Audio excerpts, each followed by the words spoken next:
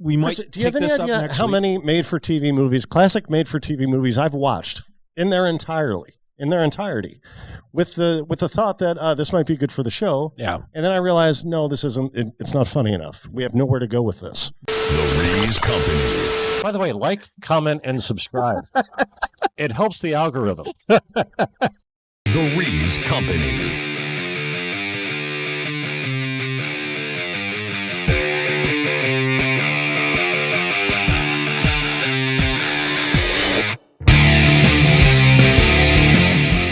All right, crack open a tepid Genesee and watch the pictures as they travel through your neighbor's Wi-Fi. It's the Rees Company.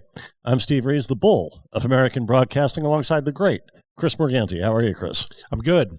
Very excited tonight because we're making our big return, our long-awaited return to the movie of the week format. Well, I don't know that it was awaited by anyone, but yes, we are after a hiatus. So yeah, I understand you have a cause you're taking up. Well, I went to one of my favorite diners the other day, and this place had been at another location one town over for many years.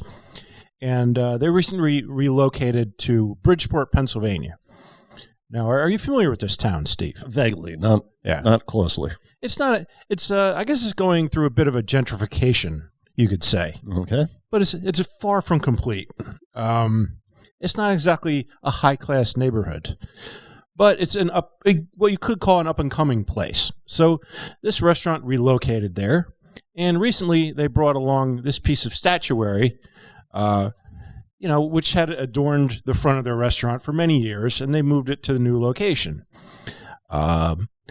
Bridgeport, I guess the borough council, I don't know who does these things, but they said, hey, you can't have that there. And they said, why not? And they said, well, because we don't want you to. They've yet to be cited for anything because they're not breaking any laws. I assume just some neighbors complained, but look at it. It looks good. And this is on a commercial street. There you see the 4th Street Cafe. It's a great restaurant. They're not hurting anyone. I think, if anything, they're beautifying the neighborhood with their poultry statuary. So I signed their petition to have it remain, and I urge everyone to, give a call to the Bridgeport, Pennsylvania. But we have to be clear, there's probably a lot of Bridgeports out there. Yes. Bridgeport, Pennsylvania, Borough Council, and let them know how you feel about the rooster statue, whether you want to stay or not. That's all I have on that, Steve. And you don't care if they wanted to stay or not? You just want them to vote. That's what you're saying? Well, that's what it sounds like. Steve, there's no voting. And I already made my position clear because I said I signed the restaurant's petition. There's no voting. I'm just encouraging everyone to give them a call and let them know how you feel. Okay. Yeah. Okay. I can't because I already put my phone number down on the petition. So I can't make any spurious phone calls. Okay, well, in that case, best of luck with that. And yes, please do Chris's bidding in preserving the statuary of this icon of Bridgeport. Don't you think it looks good, Steve? I do. Yeah. Very attention-getting, which is what you want for a business. Yeah. I imagine this is part of the central business district. As much as there is one? Sure, yeah. So that's another thing that brings people to town. Yeah. Makes them spend a little dough. Yeah. And everybody works out. It helps the local economy. And I'll tell you, when I took that picture, they were having like there was a fire company on the other end of the block, and they were having like a little street fair type of thing. Lots of kids walking by. They all loved the chicken. So why get rid of it? I like it. So shall we do what the people of Croatia, I guess, have been waiting for it seems like many months. I don't know Croatian. Okay, well, let's do our movie of the week. All right.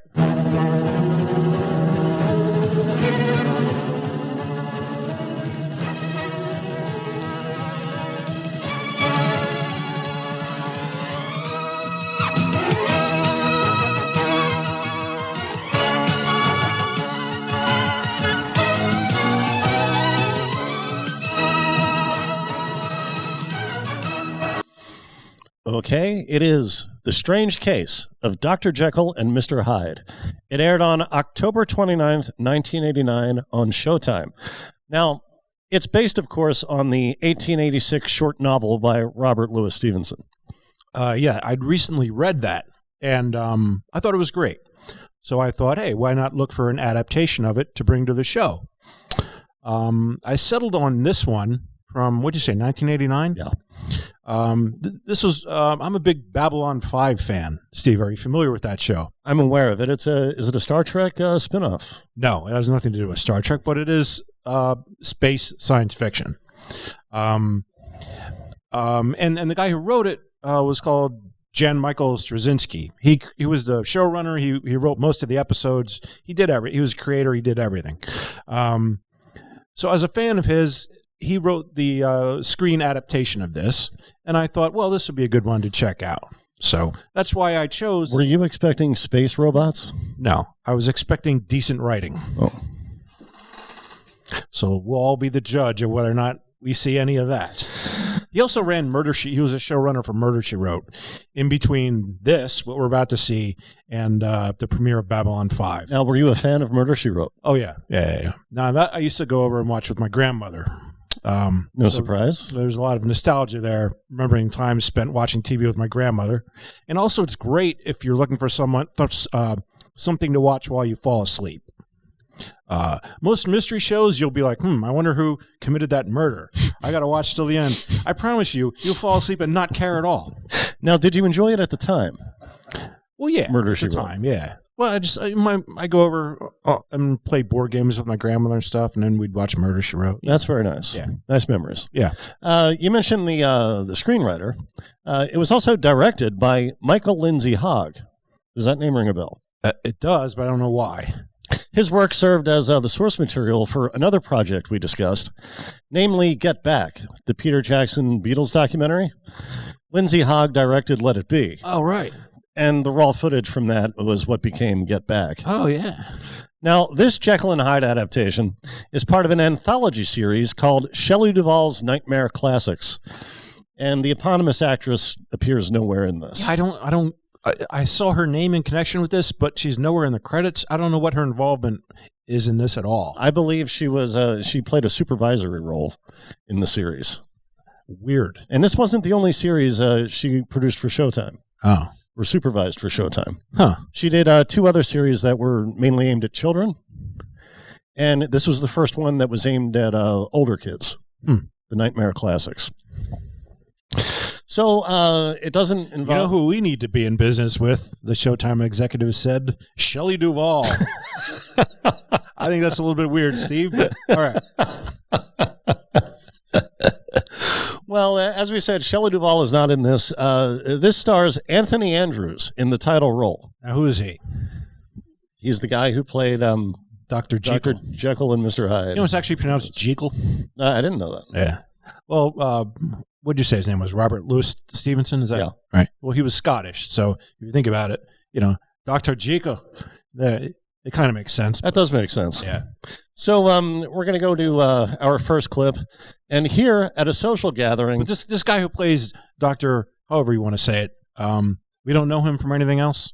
I did check his credits, but I didn't see anything that I thought was worth discussing. That's some of that Shelley Duvall casting at work right there. All right. Well, he's very timid, Dr. Jekyll. And here at a social gathering, he encounters Rebecca. Now, she's the daughter of who is essentially his boss.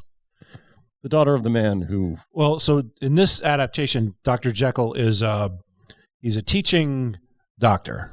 He teaches medical students. And his boss is the head of the college. Yes. Yeah, and this is his daughter. And his daughter here is played by Laura Dern. Laura Dern, yeah. Even more pleased. Are you enjoying the party, Henry? Yes, it's nice. It's very nice.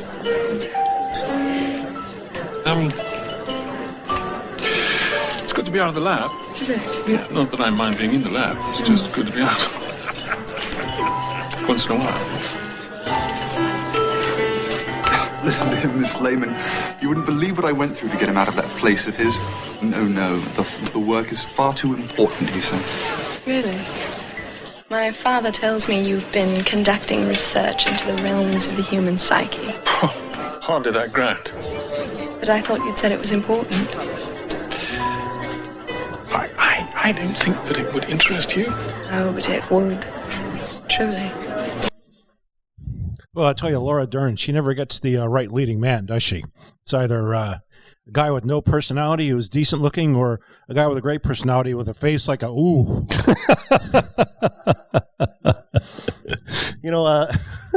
In thinking that might come up, I watched that scene. How would it not come up? I actually watched that scene today in Mask where she touches Rocky Dennis's face. Sure. And he says to her, "My mother says I look like a lion." Yeah. And she laughs. How does she know what a lion looks like? Has she ever touched one? I doubt that. Yeah, maybe. I mean, she's heard of one, though. So she has in her mind what she thinks it looks like.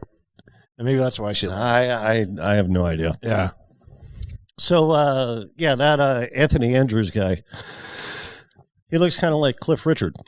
Who's that? He's a pop singer. Okay. The Shadows. Okay, well, Chris, that's all I have for that. Okay. That's all I have. All right. So, Dr. Jekyll shares with a group of students a certain theory in which he has taken a significant interest. If we could control the chemicals in the brain, create just the right combination, could we eliminate evil, purge the mind and the soul of its destructive tendencies? Professor Lehman. My good Dr. Jekyll, are you actually suggesting a possibility of, well, for lack of a better description, call it a goodness potion? I believe that theoretically it is possible, yes. Indeed.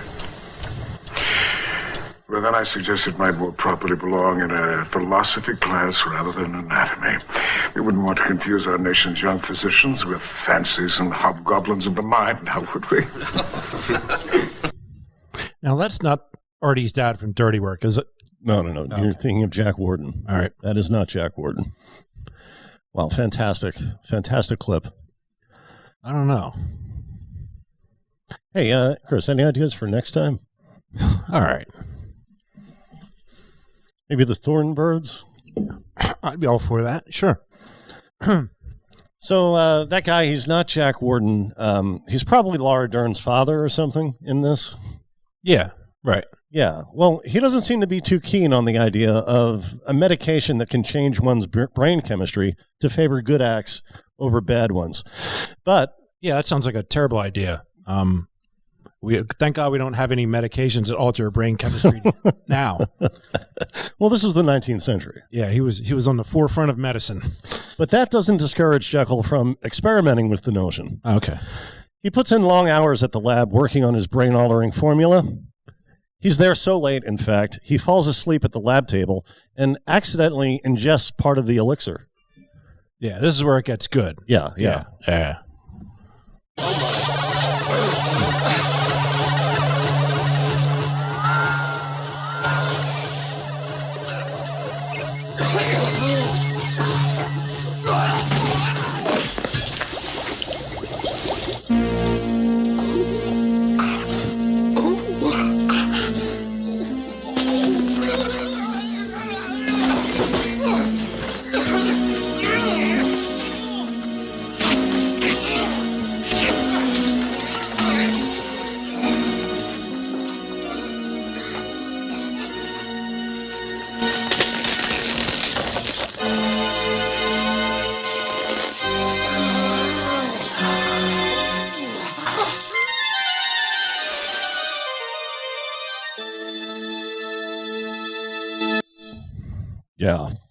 Now, that's a little bit different than I remember it.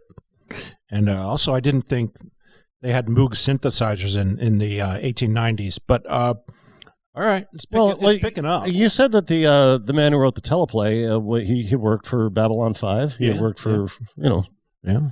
So he's very futuristically minded. Yeah. And some of those elements found their way into this Clearly. adaptation. Yeah. So now let's get back to Dr. Jekyll and Anthony Cumia. Didn't he? Yeah, a little bit. I mean, the gold chains alone.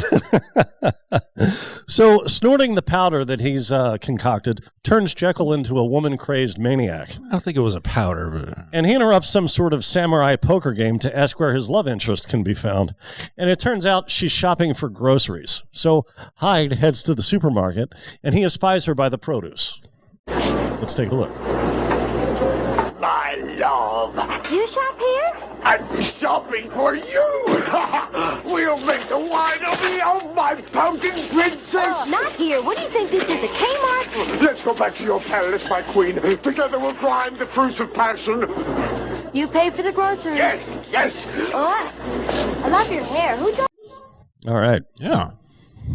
Yeah, so the effects of the powder, they wear off after a time. Some powder? Yeah, it was a powder. Okay. All right. After days of using it, Jekyll starts to become Hyde against his will, even without the medication. Yeah. So it's not opportune when he said, by the way, he's a surgeon all of a sudden. Yeah, sure. Yeah. It's not the best timing when he starts to transform into Hyde just as he's about to perform surgery on a patient. That's not what you want. Right. And this is not a problem. This is a problem that I guess is explained by the title, as Mr. Hyde is not a physician. Right. Paging Mr. Hyde is not what you want to hear going into surgery. No. Yeah. Now, desperate for an antidote, Hyde retreats to the lab, and there he receives a piece of good news. Okay. Let's take a look. I can give you $60 and my wedding ring. Buster! I need big money for drugs! Congratulations! You have won the $500,000 cash prize in medicine! Award ceremony to be held in London! Putzpuller Society! I did it! All right. I'm sorry.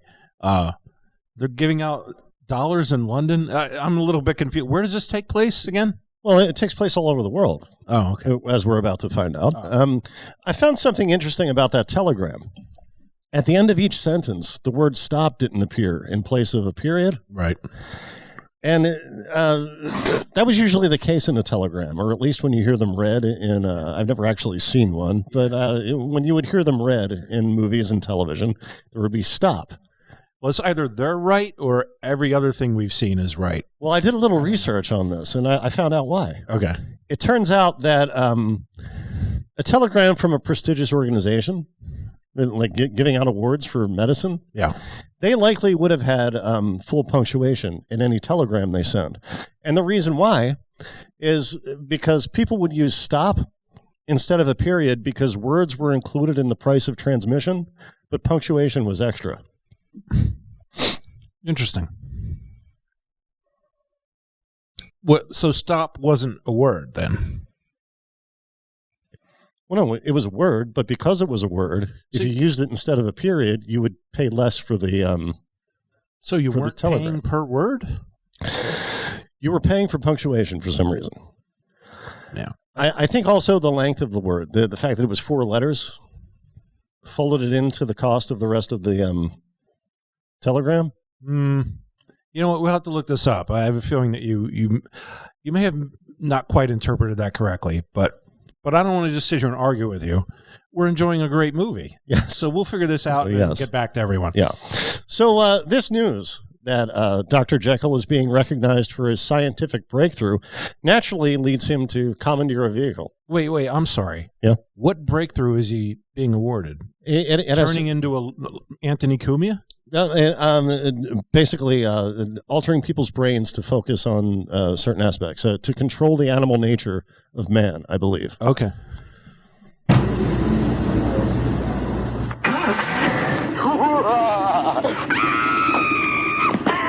I know. Rape! Later, if I have time. Don't touch me, you dirty hippie! Where's my mace?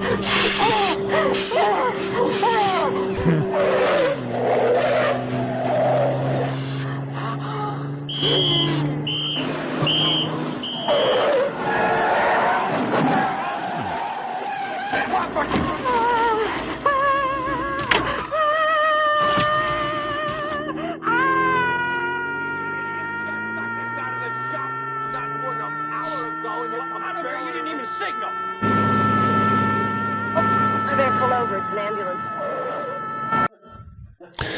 Yeah. A lot of automobiles for the 19th century, but it's an interesting directorial choice. Yeah, I agree. Yeah. I agree. So guess where Hyde's on his way to? I can only guess. Well, you saw it. Huh?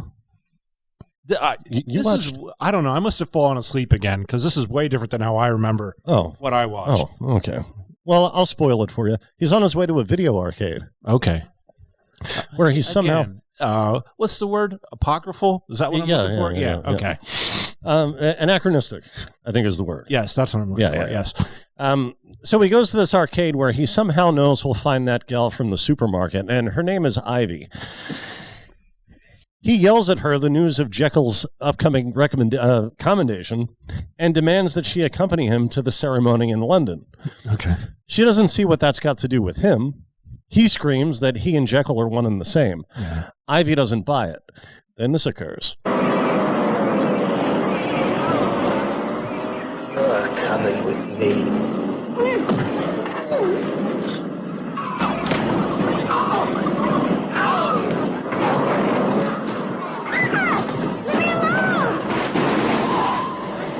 Watch out! Get off the road!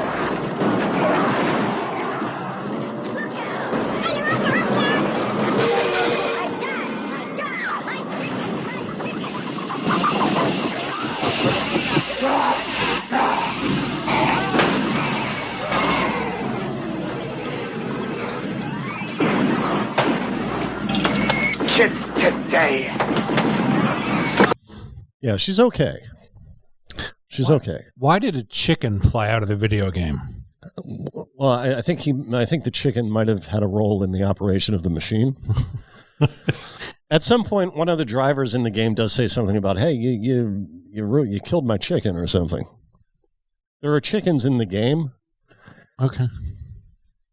But my best guess is it's meant to suggest that the chicken is somehow pedaling. Okay. Yeah, I guess. They probably wanted to use a hamster, but it didn't look right on camera. You know? It might have been a budgetary concern. Well, I don't know about that, but more of a visual thing. Do you think a hamster costs significantly more than a chicken? I don't know. Now, look, I know this was pre-9/11, but is there no security at this arcade? Apparently not. No one whose job it is to walk up to Hyde and use the phrase, "I'm going to have to ask you to leave." Not ask him to leave, of course, because nobody ever does that. Not ask him to leave. Just repeatedly inform him that the question is imminent, yet it never actually appears. Yeah. You remember going to arcades, right? Yeah. There used to be security guys there. They were the guys that had the change thing on their belt. And you'd give them $1 or $2 and they hand you, right? Well, not at this one. I mean, you can argue that that's attempted murder. Not just vandalism that they actually might have had to worry about in an arcade. So, incidentally, the woman who plays Ivy here, she's called Krista Erickson. Okay. And she went on to become a successful journalist in Rome. And she was even part of a team that went to Afghanistan to negotiate the successful release of an Italian journalist held captive by the Taliban. Okay. So she had a very interesting future ahead of her. Now, what happened to Laura Dern? Well, strangely, we didn't see her after that first scene. Oh, yeah, that's weird. I mean, that character is not in the book either, so I see why they just got rid of it. Yeah. Makes sense. Yeah. So Hyde has to get across the pond to collect his accolade. Okay. So how do you think he does this, Chris? Well, this seems how this takes place in the 1880s. Steamship or perhaps a sailing vessel? Oh, okay. So he has to take some form of transportation. Sure. Okay, let me ask you this. Do you think it's in a conventional manner with which he procures the ability to travel overseas? I don't know why it wouldn't be. Okay, well, all right. Let's find out together, shall we?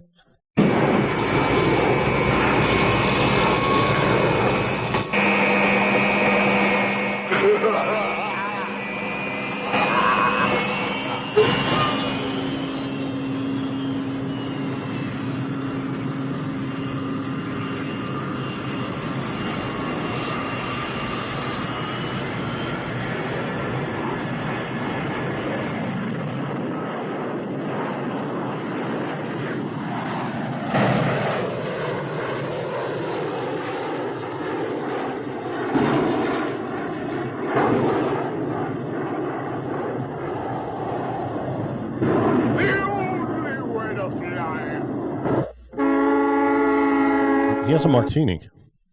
That seems a little bit silly to me. Yeah. Yeah. Well, you know what's even sillier? That train we just saw? Yeah. That's Ivy taking the train from L.A. to London. I'm sure. Yeah.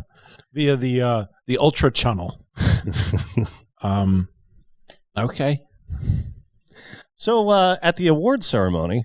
You know how many people actually try to stow away on airplanes every year? How many? More than you would think. And you know how many of them succeed? Very few? Very few, yeah.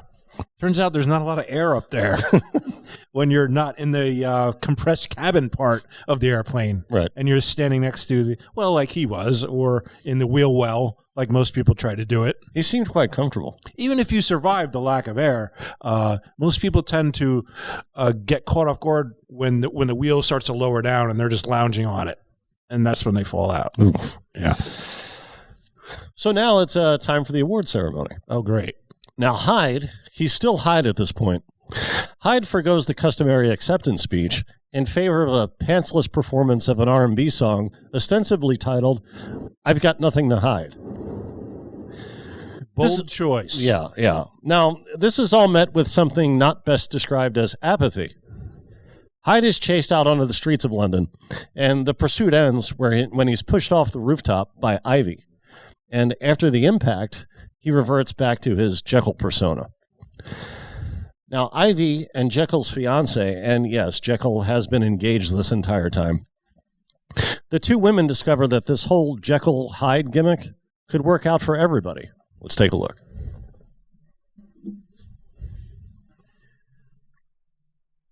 Split into two personalities.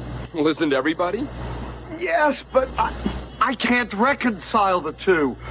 One is good, kind, gentle, uptight, afraid of sex. He's mine. The other is rough, evil, sex-starved, animalistic. He's mine.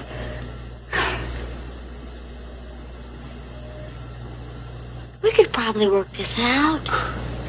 Couldn't we? I think so. Oh, so it ends in a threesome. And then everybody goes home. Happy, I would assume. Sure. Well, I'll tell you, Steve, that was a lot better than I remembered it being. And I just watched it last night. Yeah, well, so you noticed undoubtedly that, and so did the folks watching, the people of Croatia, noticed that early on these clips took a hard left turn. Yeah. Yeah, and that was a salvage operation on my part. Yeah. I felt the source material needed a bit of goosing. Well, let me tell you something, Steve. We're joking around here. I know what you did. That second version that you switched to is actually more faithful to the original source material than the Straczynski version. Okay. What was the name of the show? I don't know. Jesus. It's on your page 1 there. The Showtime show. The Strange Case of Dr. Jekyll and Mr. Hyde. It was from an anthology series, Nightmare Classics. Nightmare Classics. Shelley Duvall's Nightmare Classics. The Nightmare Classics version was like, it had more in common with Jerry Lewis, the Nutty Professor, than Jekyll and Hyde. And I'm not joking. That other version was more faithful. I don't know why. It's such a good story. I don't know why they felt the need to change it into. It was just a weird love story. And yeah, it was very boring. I like what you did there. Spice things up a little bit. Yeah. Yeah. And here you go ahead. Oh no, please. Well, here, every adaptation I see of it, whether either of these ones that we saw tonight, they don't seem to get it quite right. Jekyll was not the good part and Hyde was the bad part. Jekyll was the public persona hiding both the good and the bad. So when he takes the thing, he says, had I been inclined to do good, I would have turned into a whole different... Mr. Hyde could have been like a philanthropist. But because he had evil intent, he became a bad person. Jekyll was not the good part. He was the public face that you present to hide your two opposite sides of your personality. And it seems like every adaptation gets that wrong, but that's what the original book, which is what I really wanted to talk about tonight, that's what that was. So the name Hyde is somewhat ironic, because that's the part. Yeah, I mean, I don't know if ironic is the right word, but yeah, I guess it's meant to be an allusion to is the hidden part of his personality. By the way, I had a good Danny Masterson joke, but you didn't play the clip where somebody gets so I can't do that. See, here we go again, Chris. Oh, I forgot. All right. Well, we'll have to bleep that word. Yeah. Anyway. Yeah. I just thought that.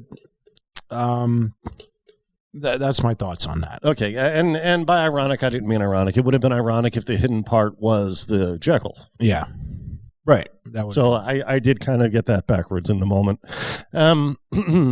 So most of the clips we watched were from a different adaptation, obviously, called Jekyll and Hyde Together Again. Okay. Which was theatrically released in 1982 and starred Mark Blankfield, which, if we were rating that movie, I would have awarded the full 5 Meredith Baxters.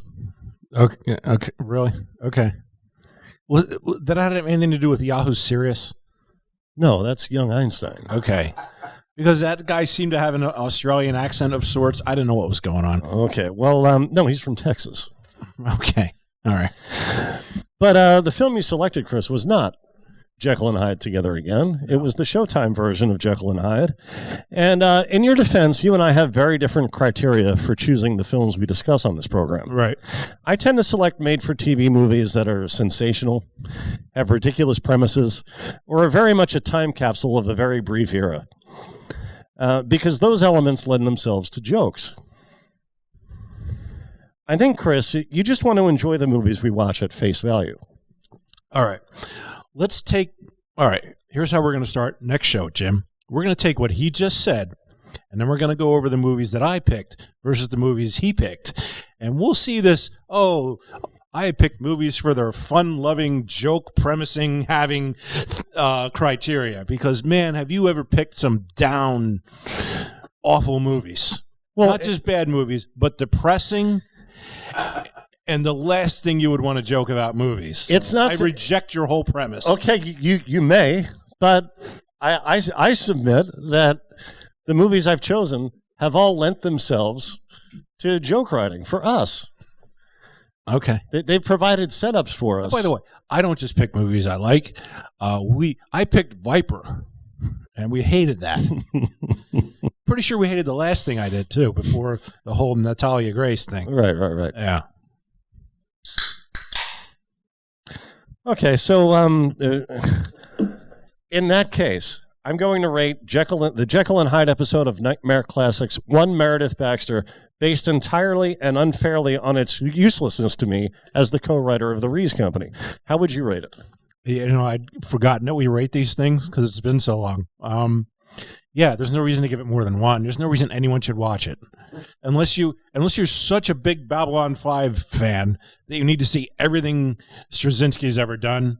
And even then you'll be disappointed. So okay, in that case, is there anything we didn't talk about you might want to talk about? I don't know, we could talk about the chicken again. If you'd like. Yeah. I will say this, it's not the subject matter of the films. It's the it's kind of the soil they provide, the compost they provide for potential humor.